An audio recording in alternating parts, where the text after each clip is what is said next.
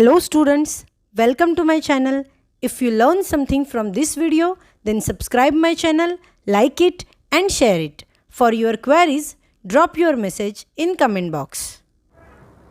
Hello everyone, from this video we are going to start with our photochemistry chapter. Okay, it is one of the important chapter according to your NET exam, SET exam and GATE exam. Important है और easy भी chapter है. Generally net exam में ये 8 to 10 marks के लिए आता है. मतलब तुम लोगों के पार्ट बी में इसके 2 क्वेश्चंस रहते हैं और पार्ट सी में एक क्वेश्चन रहता है 4 मार्क्स का. ओके, अगर तुम लोग फोटो केमिस्ट्री प्रॉपरली अंडरस्टैंड करते हो सभी रिएक्शंस तो इसके मार्क्स नहीं जाते हैं. तुम लोग आराम से सॉल्व कर सकते हो. ये बहुत डिफ़िकल्ट ऐसा कुछ या बहुत कंसेप्चुअल, बहुत ज़्यादा इसकी बेसिक बहुत डीप है ऐसा कुछ नहीं है. बहुत ईजी चैप्टर है. तो अगर तुम लोगों को रिएक्शन पार्ट भी पसंद नहीं है, नेम रिएक्शन, रिएजेंट्स, मैकेनिज्म, ये सब ज़्यादा पसंद नहीं है, फिर भी तुम लोग ये चैप्टर कर सकते हो क्योंकि थोड़ा डिफरेंट चैप्टर है. नेम रिएक्शन रिएजेंट से थोड़ा डिफरेंट चैप्टर है. Okay, so will start with basic photochemistry and Norrish type 1 reaction. इसके कुछ 7 to 8 टाइप के रिएक्शंस है. तो हर लेक्चर में हम लोग एक रिएक्शन डिस्कस करेंगे. So maybe we need 6 to 7 lecture to finish this chapter. So today we will start with basic photochemistry and Norrish type 1 reaction. Okay, so what is photochemistry? Generally जब भी हम लोग reaction की बात करते हैं तो हमारे पास क्या रहता है?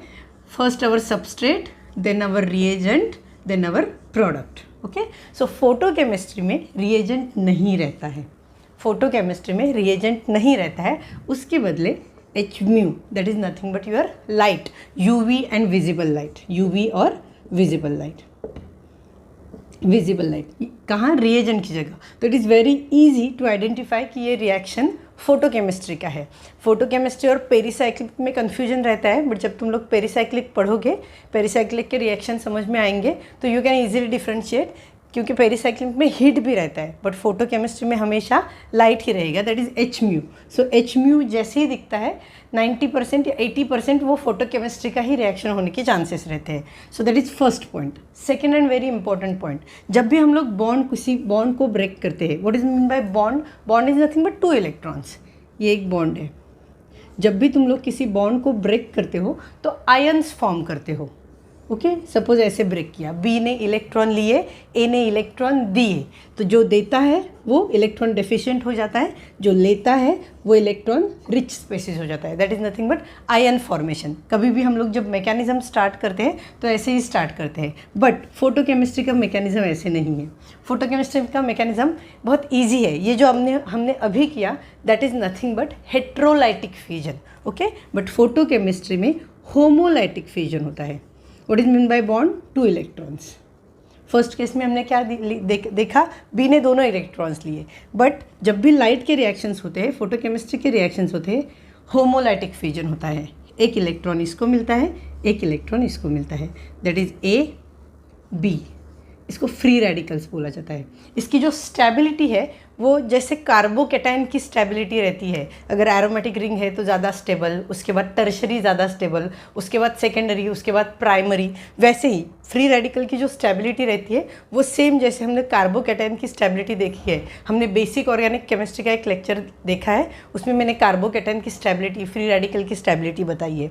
तो फ्री रेडिकल की स्टेबिलिटी ये बहुत इंपॉर्टेंट पॉइंट है क्योंकि हम लोग स्टेबिलिटी की बात करेंगे. ये जो फ्री रेडिकल्स की स्टेबिलिटी रहती है ये कार्बोकेटाइन जैसी ही स्टेबिलिटी रहती है. तो सो फर्स्ट पॉइंट हमने देखा, लाइट के यूवी विजिबल लाइट के इन प्रेजेंस में ये रिएक्शन होती है. हमारा एक सबस्ट्रेट रहता है, एक प्रोडक्ट रहता है. सेकेंड पॉइंट हमने देखा, ए और बी जो बॉन्ड है वो ब्रेक कैसे होता है? Homolytic fusion. फॉर्म क्या करता है? Free radical. ओके, अब फोटोकेमिस्ट्री के जो रिएक्शंस है वो सभी मॉलिक्यूल्स देते हैं क्या? सभी ऑर्गेनिक मॉलिक्यूल्स फोटोकेमिस्ट्री के रिएक्शंस करते हैं क्या? नहीं. ओके, जो मॉलिक्यूल्स लाइट एब्सॉर्ब करते हैं और एक्साइट होते हैं, जो मॉलिक्यूल्स ऑर्गेनिक के जो मॉलिक्यूल्स लाइट एब्सॉर्ब करते हैं, अगर किसी मॉलिक्यूल पे तुम लोग लाइट डालते हो तो वो हर बार मॉलिक्यूल लाइट एब्सॉर्ब करेगा ही ऐसे नहीं. There are many other factors like reflection, refraction, transmission. Okay, तो हर बार लाइट एब्सॉर्ब होगा ऐसे नहीं है. तो जिस केस में जो ऑर्गेनिक मॉलिक्यूल, कोई भी ऑर्गेनिक स्टेबल मॉलिक्यूल, मतलब क्या, उसके जो इलेक्ट्रॉन्स है वो पेयर्ड इलेक्ट्रॉन्स रहते हैं. तो कोई भी ऑर्गेनिक मॉलिक्यूल अगर स्टेबल है मतलब उसमें पेयर्ड इलेक्ट्रॉन्स है, उस पर अगर लाइट गिरती है और वो मॉलिक्यूल लाइट एब्सॉर्ब करता है, लाइट एब्सॉर्ब करने के बाद वो एक्साइट हो जाता है, और इसके इलेक्ट्रॉन्स मूव करते हैं। तो उस केस में तुम लोगों का फोटोकेमिस्ट्री का रिएक्शन होता है। अब ये इलेक्ट्रॉन्स मूव कैसे करेंगे? हमारे पास कौन कौन से इलेक्ट्रॉन होते हैं? सिग्मा बॉन्ड, उसके बाद पाई बॉन्ड, उसके बाद लोन पेयर्स। ओके, तो ये इलेक्ट्रॉन्स मूव कैसे करते हैं? अगर सिग्मा इलेक्ट्रॉन्स है, ये सिग्मा स्टेट है, pi non bonding, pi star that is anti bonding, and sigma star. तुम लोग अगर एनर्जी लेवल देखोगे, इजीली मूव कौन करेगा वो देखने के लिए हम लोग ये एनर्जी लेवल देख रहे हैं। सो सपोज यहाँ जो ट्रांजिशंस है, इलेक्ट्रॉन मूव करने के जो फेजेस है, इलेक्ट्रॉनिक ट्रांजिशंस, वो क्या क्या पॉसिबल ट्रांजिशंस है देखो। एक सिग्मा टू सिग्मा स्टार, मतलब सिग्मा इलेक्ट्रॉन होंगे, सिग्मा बॉन्ड के जो इलेक्ट्रॉन्स है वो मूव कहाँ करेंगे? सिग्मा स्टार में, एंटी बॉन्डिंग में। तो उसको बहुत ज़्यादा एनर्जी लग रही है। ये जो मैंने एरो दिखाया है ना, इसका तुम लोग अगर मेजरमेंट करोगे तो ये सबसे बड़ा एरो है। ओके, मतलब इसको सबसे ज़्यादा एनर्जी लगी, इसको सबसे ज़्यादा बड़ा वाला रास्ता कवर करना है, इसका लेंथ ज़्यादा है तो इसको ज़्यादा एनर्जी लगेगी। उसके बाद क्या है? N2 सिग्मा स्टार, मतलब नॉन बॉन्डिंग, जिसको तुम लोग लोन पेयर इलेक्ट्रॉन बोलते हो, वो जब सिग्मा स्टार एंटी बॉन्डिंग में जाएंगे, सिग्मा एंटी बॉन्डिंग में, तो जो एनर्जी लगी है इससे कम होगी। उसके बाद पाई टू पाई स्टार, मतलब इसमें generally sigma two sigma star मतलब अल्केन्स, ओके, जो सिंगल बॉन्ड रहता है वो। N2 पाई स्टार मतलब नॉन बॉन्डिंग या loan pair of electrons, plus तुम लोगों का सिंगल बॉन्ड मतलब OH या ईथर जो तुम लोगों का रहता है, या NH। इसका मतलब है सिग्मा बॉन्ड रहेगा और लोन पेयर ऑफ इलेक्ट्रॉन्स रहेंगे। तो वो जब शिफ्टिंग करते हैं, इलेक्ट्रॉनिक ट्रांजिशन करते हैं, तो ये इलेक्ट्रॉनिक ट्रांजिशन होती है। Next pi to pi star कौन करेगा? डबल बॉन्ड, पाई इलेक्ट्रॉन्स है तो pi to pi star move करेंगे। और नेक्स्ट N2 पाई स्टार मतलब lone pair electrons pi star में जाएंगे। ऐसा केस किस में होता है? Double bond with lone pair of electrons. So जो जनरली C डबल बॉन्ड हो, अल्डिहाइड्स, कीटोन्स, ईस्टर्स, ये जो रहते हैं इसमें लोन पेयर भी रहती है, पाई इलेक्ट्रॉन्स भी रहते हैं। तो वो कैसे शिफ्टिंग करते हैं? ये वाली शिफ्टिंग करते हैं, that is nothing but N2 pi star. So sigma two sigma star इसको सबसे ज़्यादा एनर्जी लगती है। फिर उसके बाद N2 सिग्मा स्टार, इसको इससे थोड़ी कम एनर्जी लगती है। ओके, उसके बाद पाई टू पाई स्टार मतलब डबल बॉन्ड, इसको इससे थोड़ा कम एनर्जी लगता है, और इसको बहुत कम एनर्जी लगती है N2 पाई स्टार। मतलब तुम लोगों के कार्बोनिल कंपोनेंट्स हैं, हम लोग बहुत सारे जो रिएक्शंस देखेंगे वो कार्बोनिल कंपोनेंट्स के ही देखेंगे। वो बहुत ईजीली फोटोकेमिस्ट्री के रिएक्शन करते हैं। जनरली कभी कभी क्लास में पढ़ाते वक्त स्टूडेंट पूछते हैं फोटोकेमिस्ट्री के 90% रिएक्शंस कार्बोनिल के क्यों हैं? बिकॉज ऑफ दिस, क्योंकि कार्बोनिल ग्रुप कौन सा ट्रांजिशन शो करता है? N2 pi star, which is very easy, क्योंकि उसको एनर्जी बहुत कम लग रही है। अगर इतना ही रास्ता तय करना है तो वो इलेक्ट्रॉन्स आराम से तय कर सकते हैं। इसलिए जनरली कार्बोनिल कंपोनेंट्स के रिएक्शंस ही हम लोग देखेंगे। ओके, सो हमने ट्रांजिशंस देखे, कौन कौन से मॉलिक्यूल कैसे कैसे एनर्जी शिफ्ट कर सकते हैं या इलेक्ट्रॉन्स को शिफ्ट कर सकते हैं, कहाँ से कहाँ। ओके, जैसे pi to pi star, N2 sigma star, okay, N2 pi star, ये सब ट्रांजिशंस देखे। अब ये एक्चुअली ट्रांजिशंस कैसे होते हैं? सपोज एक कोई भी मॉलिक्यूल है जिसने एनर्जी एब्सॉर्ब की, वो स्टेबल है मतलब singlet state, singlet ground state, okay, stable है। So this is your HOMO, highest occupied molecular orbital. Okay, हमेशा होमो ल्यूमो तुम लोगों ने पढ़ा है, तो हाईएस्ट ऑक्यूपाइड मॉलिक्यूलर ऑर्बिटल में तुम लोगों के पेयर्ड इलेक्ट्रॉन्स है। कोई भी एक ऑर्गेनिक मॉलिक्यूल जो स्टेबल है तो उसके होमो में पेयर्ड इलेक्ट्रॉन्स रहते हैं। Okay, so that state is called as singlet state, जिसमें तुम लोगों की ये स्पिन ऐसे रहते हैं, एक स्पिन ऊपर रहेगा एक इलेक्ट्रॉन का, दूसरा इलेक्ट्रॉन का नीचे रहेगा। अभी तुम लोगों ने इस पर लाइट डाली, ओके, जब इस पर लाइट, ये मॉलिक्यूल लाइट एब्सॉर्ब करता है तो एक्साइट हो जाता है, इसमें से एक इलेक्ट्रॉन एक्साइट हो जाता है और वो यहाँ चला जाता है, S1, okay, that is singlet excited state. Okay, so this is singlet ground state, this is singlet excited state. अब इस स्टेट के ऊपर भी सिंगलेट के और excited, singlet S2 is another singlet excited state, second level, it is third level, okay, but इस सब में ये यहाँ भी जा सकता है, अगर ज़्यादा एनर्जी है तो यहाँ भी जा सकता है और यहाँ भी जा सकता है। बट ये जो S2 S3 ये जो एनर्जी लेवल्स है ये बहुत अनस्टेबल एनर्जी लेवल्स है। तो अगर ये यहाँ भी चला जाता है, अगर यहाँ नहीं चला जाता है, अगर ये ऊपर भी चला जाता है, ओके, तो वो क्या करता है, फिर से नीचे आता है, because this is quite stable, और stable as S1 is stable as compare to S2, S2 is stable as compare to S3। तो पॉसिबिलिटी अगर ऐसी भी है, यहाँ भी चला जाता है, तो वो नीचे आते हैं। ओके, ये लाइन जो मैंने ड्रॉ की है वो ठीक से ऑब्जर्व करो। तो ऊपर भी चला जाएगा तो वो नीचे आएगा, यहाँ भी रहेगा तो वो नीचे आएगा, because this is stable as compare to your this two states. Okay, तो सपोज तुम ऐसा इमेजिन करो कि हम लोगों ने एक इलेक्ट्रॉन यहाँ से इस पर एनर्जी डाली थी, इलेक्ट्रॉन शिफ्ट हुआ, यहाँ चला गया, फिर यहाँ चला गया, बट फिर से नीचे आया। जब ये इस फॉर्म में नीचे आता है तो इसको इंटरनल कन्वर्जन बोलते हैं। जब ये इंटरनल कन्वर्जन करता है तो उसने एनर्जी तो एब्सॉर्ब की थी, तो वो नीचे आता है, मतलब वो एनर्जी रिलीज़ करता है। तो ऐसा जो इंटरनल कन्वर्जन की जब भी हम लोग बात करेंगे, दैट मीन्स वो हीट फॉर्म में एनर्जी लूज़ करता है और नीचे आता है, यहाँ आता है। Okay, this state S1 singlet excited state it's stable, मतलब इसका जो टाइम ड्यूरेशन है वो 10⁻11 टू 10⁻13 सेकेंड्स, इतना टाइम ड्यूरेशन है। That is quite stable. Okay, तो यहाँ जब तुम लोगों का मॉलिक्यूल आता है तो देयर आर टू पॉसिबिलिटीज़। एक पॉसिबिलिटी ऐसे है कि वो फिर से नीचे आता है इंटरनल कन्वर्जन करके, IC इंटरनल कन्वर्जन करके जब वो नीचे आता है तो वो हीट कौन से उसने एनर्जी एब्सॉर्ब की, वो फिर से नीचे आया तो एनर्जी रिलीज़ करेगा। तो ये इंटरनल कन्वर्जन की जब भी हम लोग बात करते हैं, दैट मीन्स उसने एनर्जी लूज़ की है in the form of heat. Okay, that is one possibility.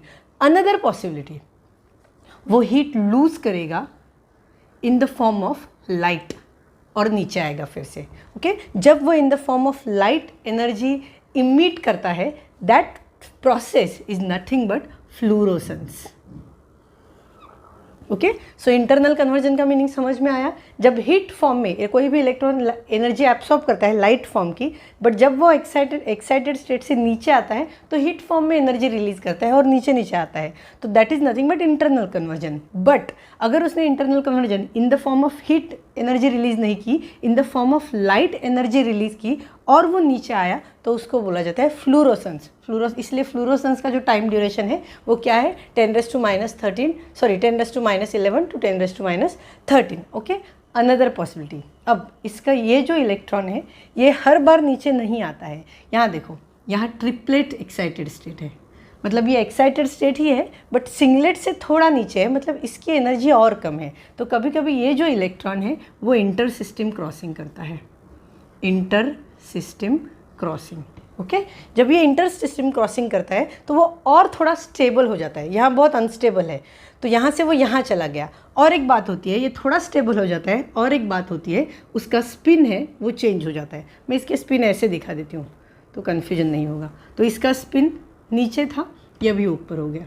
So spin change हो जाता है। स्पिन जब चेंज हो जाता है तो इसका जो टाइम ड्यूरेशन है ट्रिपलेट एक्साइटेड स्टेट का वो है 10⁻⁻⁴। मतलब as compare to this singlet excited state, your triplet excited state is more stable. अब यहाँ आया इलेक्ट्रॉन। अब दो पॉसिबिलिटीज़ है। एक पॉसिबिलिटी, ये एनर्जी लूज़ करेगा in the form of heat और फिर से वापस यहीं पे आएगा। ओके, जब ये एनर्जी लूज़ करेगा in the form of light, that is nothing but phosphorescence and this is fluorescence. इसीलिए फॉस्फोरेसेंस का जो टाइम ड्यूरेशन है वो ज़्यादा रहता है और फ्लूरोसेंस का जो टाइम ड्यूरेशन है वो कम रहता है। So that is another that is first possibility कि वो मॉलिक्यूल फॉस्फोरेसेंस करेगा। Another possibility, singlet excited state में जाके वो मॉलिक्यूल क्या करता है, फोटोकेमिकल रिएक्शन करता है, मतलब प्रोडक्ट फॉर्म करता है। और यही रिएक्शंस हम लोग देखने वाले हैं।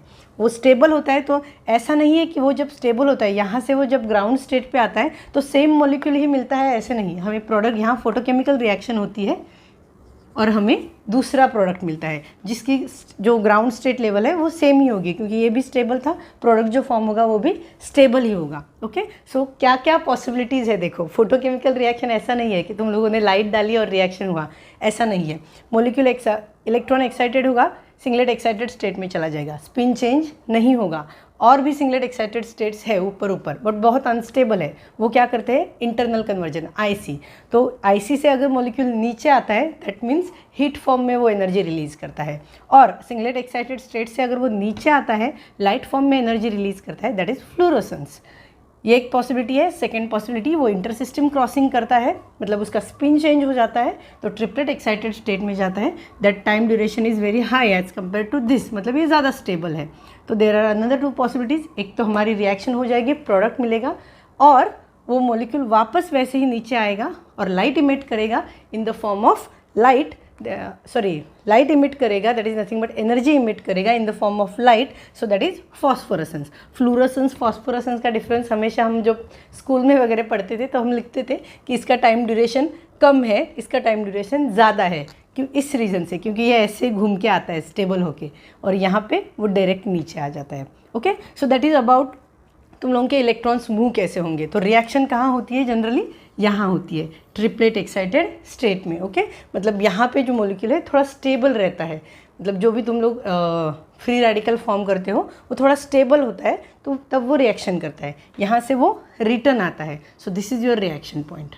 Okay, triplet excited state. अब ये इफ़िशियंसी ऑफ फोटोकेमिकल रिएक्शन कैसे काउंट की जाती है? जैसे तुम लोग ऑर्गेनिक रिएक्शंस में परसेंटेज यील्ड वगैरह कैलकुलेट करते थे, ओके, वैसे फोटोकेमिस्ट्री का यील्ड कैसे कैलकुलेट किया जाता है? That is quantum yield. Okay, क्योंकि वो फोटोन के रिएक्शन से, लाइट के रिएक्शन से।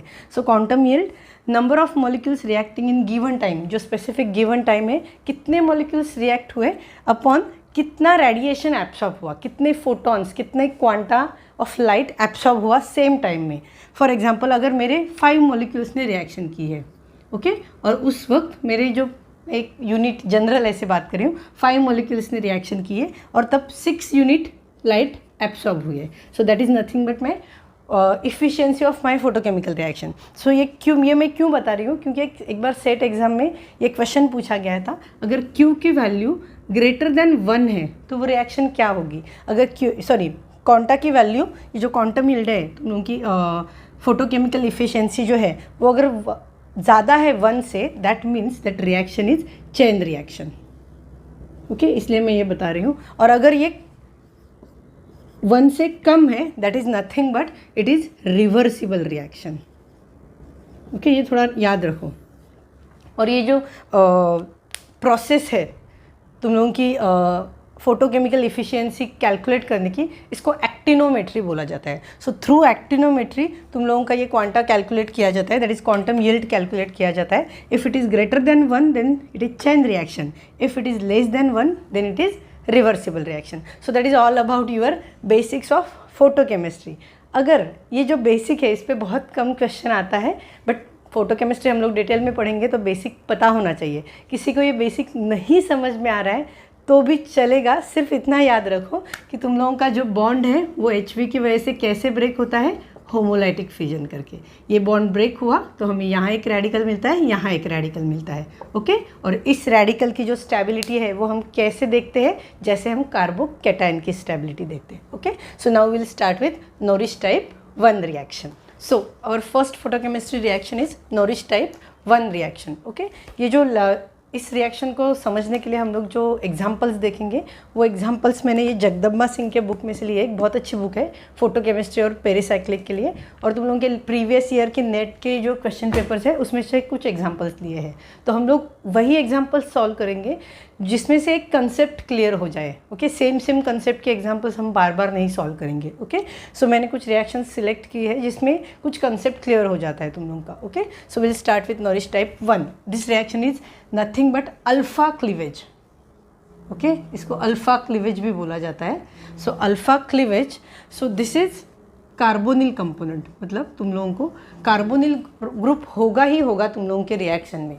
अगर तुम लोग नॉरिश टाइप 1 रिएक्शन कर रहे हो तो कार्बोनिल ग्रुप होगा ही होगा, और तुम लोग उस कार्बोनिल ग्रुप का जब स्टार्ट करोगे, रिएक्शन का जो स्टार्ट है फर्स्ट स्टेप ऑफ रिएक्शन, तुम लोग उसका अल्फा बॉन्ड ब्रेक करोगे।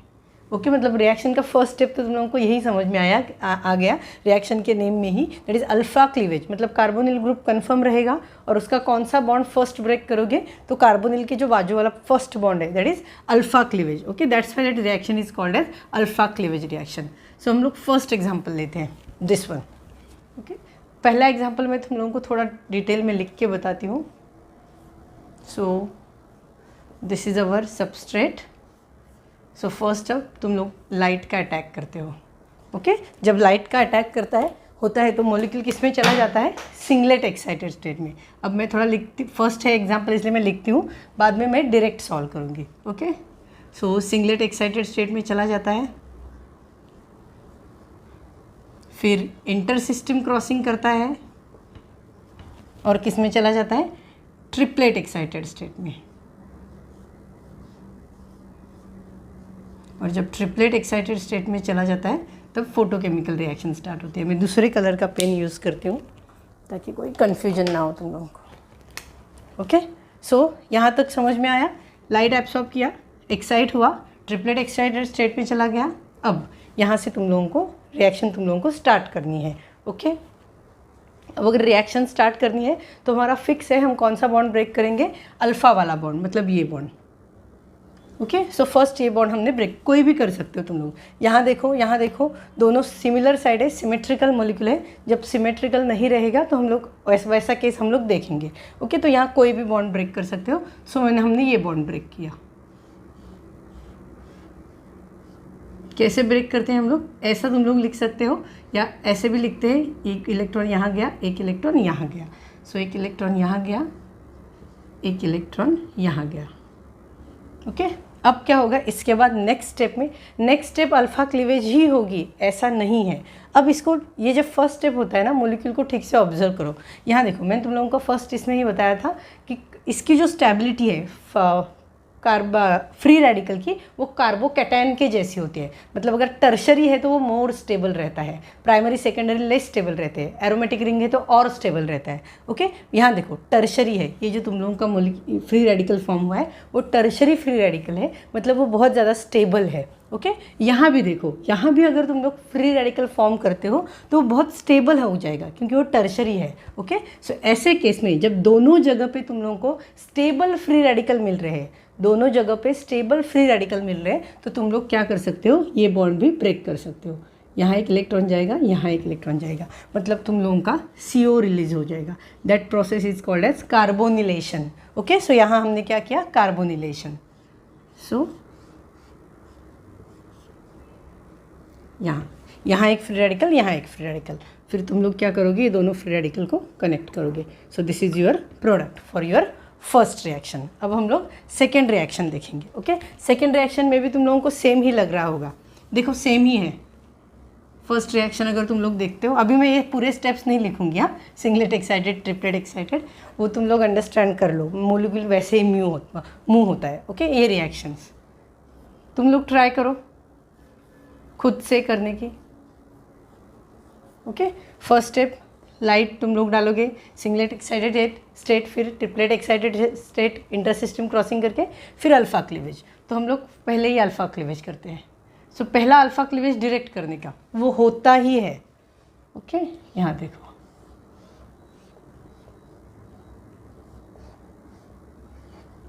अब फर्स्ट अल्फ़ा क्लीवेज करने के बाद हमें रुकना है और देखना है। ओके, यहाँ एक है। सो तो जनरली हमें क्या लगता है? ये फ्री रेडिकल स्टेबल है, ये फ्री रेडिकल स्टेबल है, तो हम लोग इसको ब्रेक करेंगे, कार्बोनिलेशन करेंगे और दोनों को कनेक्ट करेंगे। बट जब हम लोग कनेक्ट करेंगे तो 4 मेंबर्ड रिंग फॉर्म होगी, और 4 मेंबर्ड रिंग स्ट्रेन रहता है उसमें। हम लोगों ने एंगल स्ट्रेन देखा है। ओके, तो जितना रिंग छोटा रहता है स्ट्रेन बढ़ जाता है। ओके, तो 4 मेंबर्ड रिंग जनरली फॉर्म नहीं होता है फोटोकेमिस्ट्री में।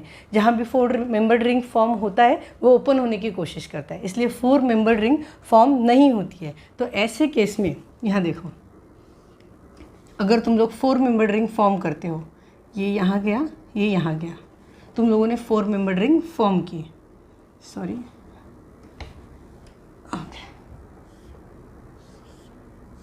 कि ये ब्रेक किया है। यहाँ देखो, इस कार्बोनिल ग्रुप चला गया, -CO कार्बोनिलेशन हुआ, यहाँ एक फ्री रेडिकल आया, यहाँ एक फ्री रेडिकल आया। ये जब ब्रेक हुआ तो ये और ये तुम लोगों ने कनेक्ट किया, सो तुम लोगों को ये मिला।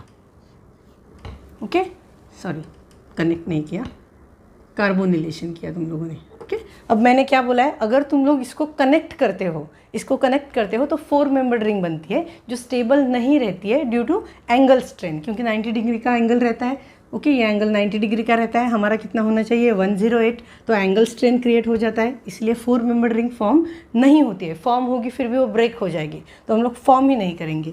तो इस केस में क्या होता है? ये बॉन्ड ब्रेक होता है। तो ये बॉन्ड ब्रेक हुआ तो यहाँ एक फ्री रेडिकल आया, यहाँ एक फ्री रेडिकल आया, तो ये फ्री रेडिकल यहाँ कनेक्ट करो, ये फ्री रेडिकल यहाँ कनेक्ट करो, मतलब तुम लोगों को अल्कीन मिलेंगे।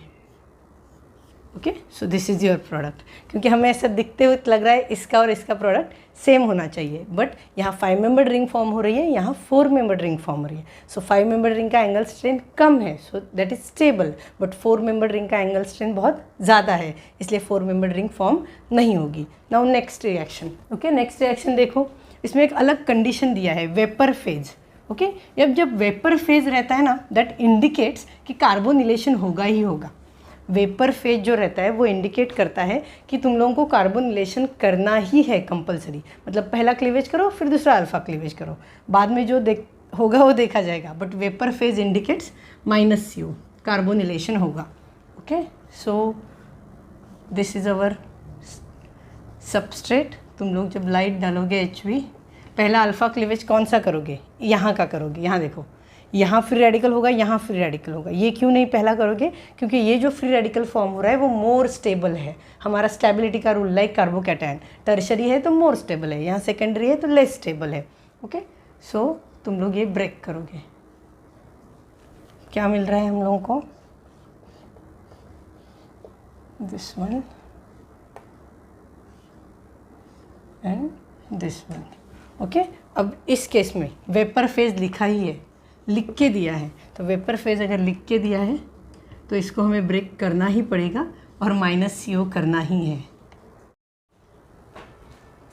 ओके, तो ये जब अल्फा क्लीवेज दूसरा करेगा तो हमें क्या मिलेगा? यहाँ देखो CH2, सॉरी CH2, सो CH3 CH2 CH3 CH2। Okay, क्योंकि ये CO रिलीज हुआ और यहाँ हमारा क्या बचा है? This radical. ओके, सो ये दोनों को कनेक्ट करना है। So this is our product. Okay, जब भी ये प्रोडक्ट, ऐसे वाले प्रोडक्ट तुम लोग सॉल्व करते हो तो नंबर ऑफ़ कार्बन्स को एक बार फिर से काउंट करो, क्योंकि तुम लोगों को जब आंसर रहेगा, जैसे ये A है तो B आंसर ऐसे रहने के चांसेस है, तो हम लोग कन्फ्यूज़ हो जाते हैं, इसको मार्क करते हैं। तो हमेशा कार्बन काउंट करना है, 1 2, ये चला गया 1 2 3 4 5, 1 2 3 4 5। So this is our answer. क्योंकि हम लोग जल्दी जल्दी में सॉल्व करते रहते हैं, नंबर ऑफ़ कार्बन की वजह से बहुत बार हम लोग मिस्टेक्स करते हैं और आंसर में एक कार्बन बढ़ा के या एक कार्बन कम करके ऐसा एक आंसर रहता ही है जो हमेशा हमें कन्फ्यूजन में डालता है। ओके, सो ये एग्जाम्पल हुआ, when there is vapour phase हमें कंपलसरी क्या करना है? कार्बोनिलेशन करना है। ओके, सो नेक्स्ट देखो, वैसा ही है बट लिक्विड फेज दिया है। ओके, तो लिक्विड फेज में कार्बोनिलेशन करना कंपलसरी नहीं रहता है। ओके, पॉसिबल है, कुछ कुछ लिक्विड फेज के हम लोग एग्जांपल देखेंगे तो उसमें लिक्विड फेज होके भी कार्बोनिलेशन होता है, बट ऐसे बहुत कम एग्जांपल है। तो जब लिक्विड फेज रहता है तो थोड़ी देर के लिए सोचो कि कार्बोनिलेशन नहीं होगा। Okay, so will start with this reaction. क्यों नहीं होगा वो भी मैं तुम लोगों को बताऊँगी। ओके, सो लाइट एब्सॉर्ब किया इसने, तो ये अल्फा क्लीवेज कर लेते हैं, ये फ्री रेडिकल फॉर्म होगा और वो फ्री रेडिकल स्टेबल भी होगा क्योंकि वो टर्शरी है। यहाँ देखो, एक फ्री रेडिकल, एक फ्री रेडिकल। अब ओके, कार्बोनिलेशन करना है कि नहीं है, करना है कि नहीं करना है?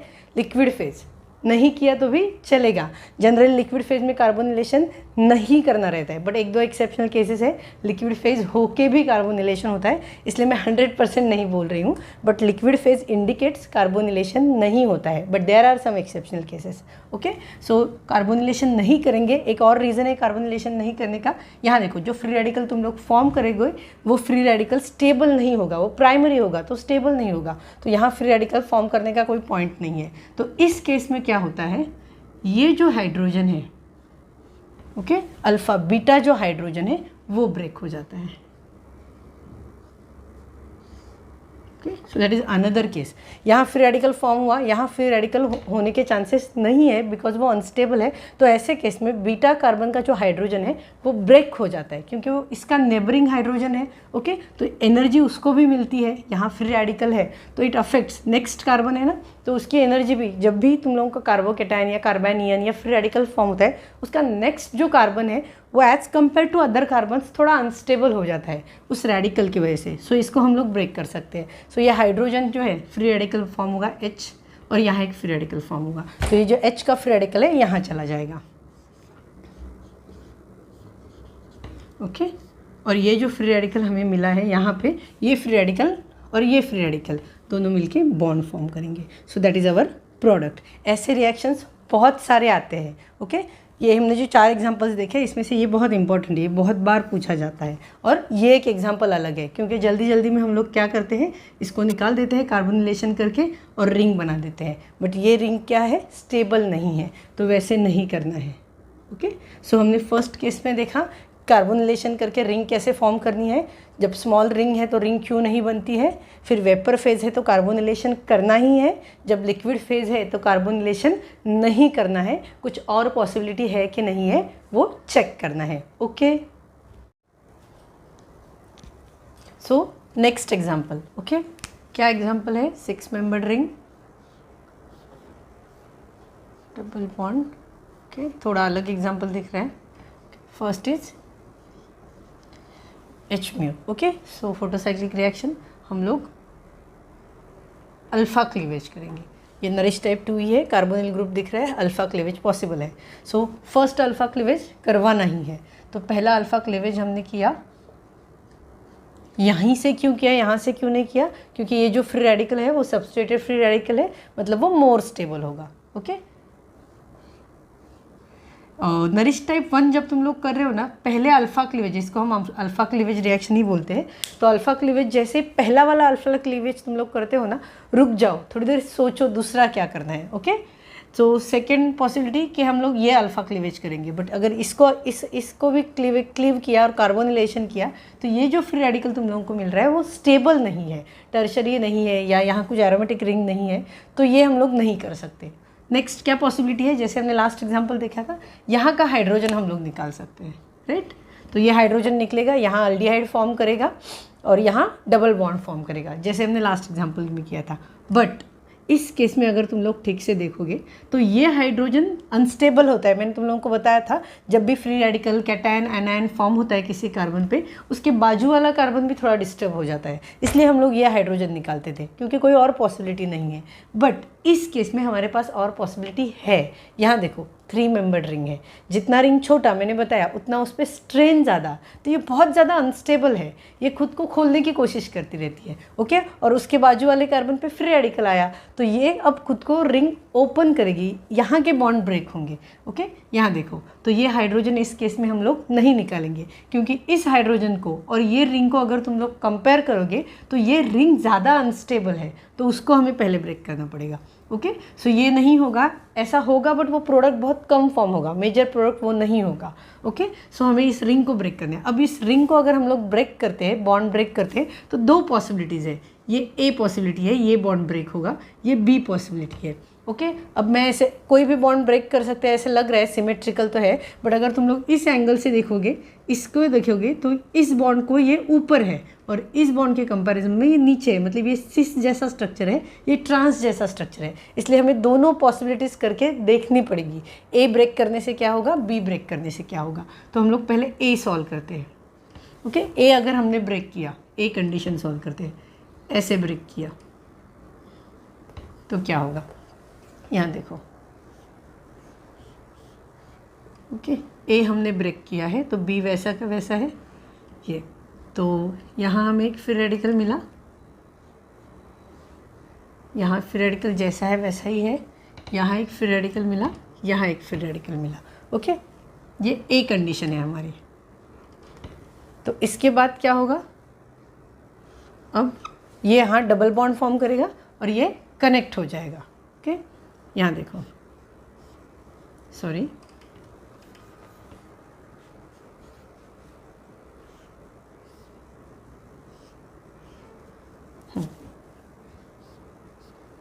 ये डबल बॉन्ड फॉर्म हुआ, यहाँ एक फ्री रेडिकल है, यहाँ एक फ्री रेडिकल है, दोनों कनेक्ट हो जाएंगे। मतलब तुम लोगों का जो बॉन्ड फॉर्म हुआ है वो सिस है। देखो, ये जो सबस्ट्रेट फॉर्म हुआ है, प्रोडक्ट फॉर्म हुआ है, वो सिस कंडीशन में है। अब बी ब्रेक करने से सिस ही आता है क्या, हम लोग देखेंगे। ये अगर बी हमने ब्रेक किया ऐसे तो क्या होगा, बी ब्रेक किया तो ये ऊपर रहेगा। सो यहाँ एक फ्री रेडिकल, यहाँ एक फ्री रेडिकल, ये फ्री रेडिकल हमारे पास है। So what is our product, ये ऐसे ही लिखो, ये ऐसे ही लिखना है। ये देखो ऊपर है तो ऊपर ही, सिर्फ ये जो नीचे है मैं यहाँ लिखती हूँ, बट ये फ्री रेडिकल, ये फ्री रेडिकल, ये दोनों कनेक्ट हो जाएंगे। ओके, बट यहाँ देखो, यहाँ यहाँ देखो सिस फॉर्म हुआ है और यहाँ ट्रांस फॉर्म हुआ है। ओके, अब ये हमें जो प्रोडक्ट मिले हैं, ये प्रोडक्ट मैंने अकॉर्डिंग टू लिखे हैं, जैसे है वैसे लिखे हैं, बट एग्ज़ाम में जब तुम लोगों को आएंगे, जब आंसर रहेंगे तो वो ऐसे नहीं लिखे रहेंगे। वो कैसे रहेंगे? 1 2 3 4 5 6 7 8 9, 9 मेंबर्ड रिंग रहेगी तुम लोगों की।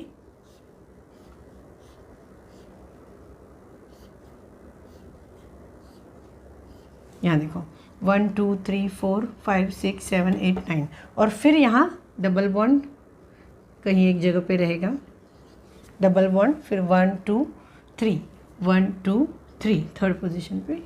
तो इस केस में ये क्या रहेगा? सिस फॉर्म में रहेगा। ये केस में मतलब ये केस ऐसा लिखा रहेगा, और ट्रांसफॉर्म में वो जो बॉन्ड है वो ट्रांसफॉर्म में लिखा रहेगा। मतलब हम लोग जब सॉल्व करते हैं तो सॉल्व करते वक्त हमें वो इजी लगता है, बट जब हम लोग उसके ये देखने जाते हैं, ऑप्शंस देखने जाते हैं, तो ऐसा लगता है हमने जो सॉल्व किया वो है ही नहीं, बट वो रहता है अलग फॉर्म में लिखा हुआ रहता है। जैसे इसको ऐसे लिखा रहेगा, और सेम अगर तुम लोग ये जो तुम लोगों का बॉन्ड आया है, डबल बॉन्ड वाला स्ट्रक्चर है, वो एक ऊपर रहेगा, नीचे रहेगा, और फिर 9 मेंबर्ड रिंग बनाई रहेगी और कार्बोनिल ग्रुप रहेगा। सो that is your this answer. तो हमेशा जब तुम लोग फोटोकेमिस्ट्री के रिएक्शन सॉल्व करोगे तो आंसर आता है वो वैसे का वैसा लिखा नहीं रहता है, वो रिंग स्ट्रक्चर थोड़ा चेंज किया रहता है, तो उसकी हैबिट डालो, और सबस्ट्रेट भी बहुत डिफरेंट टाइप से लिखा हुआ रहता है। Okay, so that is all about your first reaction. ये फर्स्ट रिएक्शन पूछी गई थी 4 मार्क्स के लिए नेट के एग्ज़ाम में। ओके, सो उससे तुम लोगों को साइकिल का जब स्मॉल मेंबर्ड रिंग रहती है तो उसका कंसेप्ट भी क्लियर हुआ, इसलिए वो एग्जांपल मैंने लिया। अब नेक्स्ट एग्जांपल देखो, थोड़ा अलग है, डिफरेंट टाइप का रिएक्शंस है। क्या है डिफरेंट इसमें? HMU के साथ क्या है? Alcohol. What is alcohol? Protic solvent. कौन कौन से प्रोटिक सॉल्वेंट होते हैं? जिसमें एक प्रोटॉन रहता है, एसिडिक प्रोटॉन। ओके, जैसे ROH है, वाटर है। तो जब प्रोटिक सॉल्वेंट रहता है तो एक कंडीशन है, बताती हूँ मैं तुम लोगों को। So what this is our substrate. कैसे है देखो, यहाँ एक बॉन्ड कनेक्टेड है। ओके, HMU बोला है और protic solvent. When there is protic solvent like H2O, ROH, okay, hydrogen जो रहता है वो एसिडिक हाइड्रोजन रहता है, there is ketene formation always compulsory. Ketene formation कैसे रहता है? C double bond C double bond O। So that is nothing but your ketene molecule. Okay, मतलब कीटोन रहता है और उसके बाजू में अल्किन रहता है। So that is ketene structure. Ketene structure तुम लोगों को फॉर्म करना ही है। ओके, सो रिएक्शन स्टार्ट करेंगे। HMU से रिएक्शन स्टार्ट होगी, पहले अल्फा क्लीवेज करेंगे। So this is your alpha cleavage. यही क्यों करेंगे? क्योंकि ये जो फ्री रेडिकल फॉर्म हो रहा है वो मोर स्टेबल है। यही मोर स्टेबल होता तो इसको फॉर्म करते, बट यहाँ देखो ये फ्री रेडिकल सब्सट्रेटेड है, इसलिए उसका हम लोग क्या करेंगे? क्लीवेज करेंगे। एक मिनट, हाँ, जगह नहीं है तो मैं ये रब कर देती हूँ। सो क्या आएगा तुम लोगों का? यहाँ फ्री रेडिकल फॉर्म हुआ, यहाँ एक फ्री रेडिकल फॉर्म हुआ। ये जैसा है वैसा ही लिखो सब। ओके, बहुत बड़े बड़े स्ट्रक्चर दिए जाते हैं जब तुम लोग सॉल्व करोगे। जैसे अभी ये बहुत बड़ा स्ट्रक्चर यहाँ पे है, हमें यहाँ टच ही नहीं करना है। हमें क्या करना है? हमें सिर्फ जहाँ जिस पोर्शन पे दिया है उसी पोर्शन पे रिएक्शन करनी है। ओके, ये क्लीवेज किया। अब हमें क्या फॉर्म करना है? ये फर्स्ट क्लीव तो हुआ अल्फा क्लीवेज। ओके, अब सेकेंड हम लोग क्या करेंगे? हम लोग सेकेंड करने से पहले ये देख रहे हैं, that is ROH, protic solvent है। तो जब भी प्रोटिक सॉल्वेंट है हमें क्या फॉर्म करना है? कीटीन फॉर्म करना है। तो कीटीन कैसे फॉर्म होगा? यहाँ का जो हाइड्रोजन है ये बाहर निकलेगा, कार्बोनिल ग्रुप के बाजू वाले कार्बन का हाइड्रोजन, तभी कीटीन फॉर्म होगा ना। यहाँ डबल बॉन्ड आना चाहिए। तो यहाँ डबल बॉन्ड कैसे आएगा? जब यहाँ एक फ्री रेडिकल आएगा तो यहाँ फ्री रेडिकल कैसे आएगा? यहाँ का हाइड्रोजन हमें रिलीज करना पड़ेगा। तो ये जो H फ्री रेडिकल फॉर्म होगा वो ऊपर जाके इससे कनेक्ट होगा। यहाँ देखो, यहाँ एक H फ्री रेडिकल होगा और यहाँ एक फ्री रेडिकल होगा। तो वो H जो फ्री रेडिकल फॉर्म हुआ है वो कहाँ जाएगा? यहाँ जाएगा, और ये स्टेबल हो जाएगा ऊपर का। फिर हम लोग नीचे ही रिएक्शन करेंगे। ये जैसा है वैसा ही लिखा हमने। यहाँ हाइड्रोजन आ गया। ओके, यहाँ अब कीटीन फॉर्म हुआ। ओके, अब कीटीन फॉर्म होने के बाद हम लोग क्या करेंगे? ROH का अटैक करेंगे। ROH का अटैक ऐसे होगा। ओके, सो ये स्ट्रक्चर ऊपर का जैसा है मैं ऐसे ही लिख देती हूँ। ऊपर का स्ट्रक्चर एंड तक सेम ही रहेगा, तो मैं नीचे का ही सिर्फ लिखती हूँ O माइनस, ROH ने यहाँ अटैक किया तो ये प्लस हुआ। ओके, अब ये O माइनस इसको एब्स्ट्रैक्ट करेगा और ये जो बॉन्ड है, सॉरी हाँ, OH यहाँ चला जाएगा, सॉरी R है ना यहाँ, R है, ROH का अटैक है, तो O माइनस इसको एब्स्ट्रैक्ट करेगा तो ये बॉन्ड ऊपर चला जाएगा। सो तुम लोगों को क्या मिलेगा, OH एंड यहाँ पे OR। ओके, अब ये OH और OR मिला है, ये जो तुम लोगों को हम लोगों को अल्कोहल मिला है, ये अल्कोहल हम लोग इनॉल फॉर्म में लिखेंगे। मतलब ये डबल बॉन्ड निकाल लेंगे, ये जो सॉरी ये जो R है, सॉरी ROH नहीं, ये जो OH है ये हम लोग enol form, keto and enol form हम लोग करते थे वैसे लिखेंगे। तो ये जो डबल बॉन्ड है यहाँ चला जाएगा, ये यहाँ चला जाएगा, तो हाइड्रोजन यहाँ आएगा। सो हमें स्ट्रक्चर ऐसे मिलेगा, डबल बॉन्ड यहाँ चला गया, OR। So that is your product. और यहाँ तुम लोगों ने, यहाँ जो तुम लोगों का स्ट्रक्चर है वो स्ट्रक्चर मैंने ड्रॉ नहीं किया है, यहाँ देखो ये जो स्ट्रक्चर है ये मैंने ड्रॉ नहीं किया है। So that is your this structure. So मतलब तुम लोगों का जो प्रोडक्ट रहेगा पूरा मेरा ये हो गया। मैं एंड प्रोडक्ट तुम लोगों को दिखा देती हूँ कैसे होगा। सो what is your and product.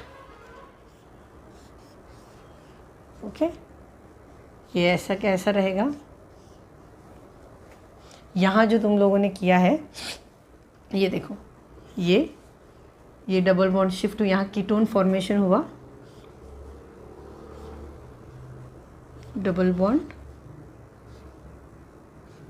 R, यहाँ hydrogen. So that is your product. कैसे हुआ समझ में आया। मतलब जब भी तुम लोगों का ROH रहेगा तुम लोगों को क्या फॉर्म करना है, कीटीन फॉर्म करना है। फिर कीटीन फॉर्म करने के बाद जो भी तुम लोगों को प्रोटिक सॉल्वेंट दिया है उसका अटैक करना है। ओके, उसका अटैक करने के बाद एंड में तुम लोगों को जो प्रोडक्ट मिलेगा उस प्रोडक्ट का तुम लोगों को इनोलाइजेशन करना है, मतलब इनोल से कीटो फॉर्म में लिखना है। अगर तुम लोगों के आंसर में इनॉल फॉर्म ही दिया हुआ है, कीटो फॉर्म दिया ही नहीं है, तो इनॉल फॉर्म ही तुम लोगों का आंसर रहेगा। But keto form is more stable, तो जनरली इनॉल किस में कन्वर्ट किया जाता है, कीटो फॉर्म में कन्वर्ट किया जाता है। So that is your answer. Okay,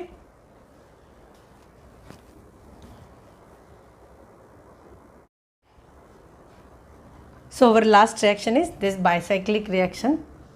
Okay, 4 membered ring, उसको connected bicyclic में 5 membered ring HV. Okay, so first step fix, that is alpha cleavage. कहीं से भी कर सकते हो क्योंकि symmetrical है. Okay,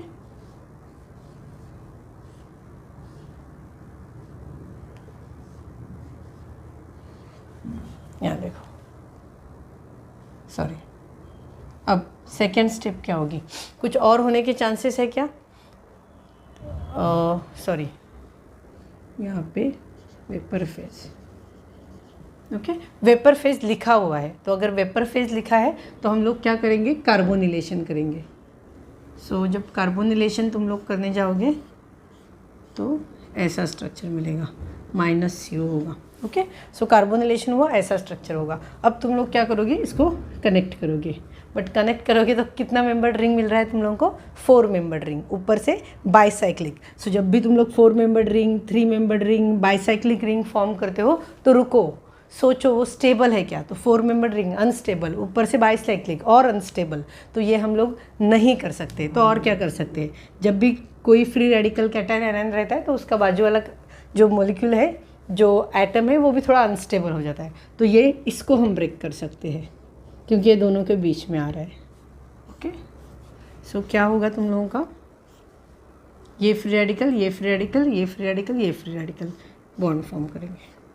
so that is your product. इसमें जल्दी जल्दी में ऐसा ही प्रोडक्ट लिखा जाता है, बट ऐसा मत करो। So that is the condition of when there is 3 membered ring, 4 membered ring और बाइसाइक्लिक रिंग फॉर्मेशन। जनरली ये जो रिंग रहते हैं, स्मॉल मेंबर्ड रिंग और बाइसाइक्लिक रिंग, ये अनस्टेबल रहते हैं। तो और कुछ पॉसिबिलिटी है क्या, वो देखनी है। इस केस में वेपर फेज लिखा हुआ है, सो हमें कार्बोनिलेशन करना ही पड़ेगा।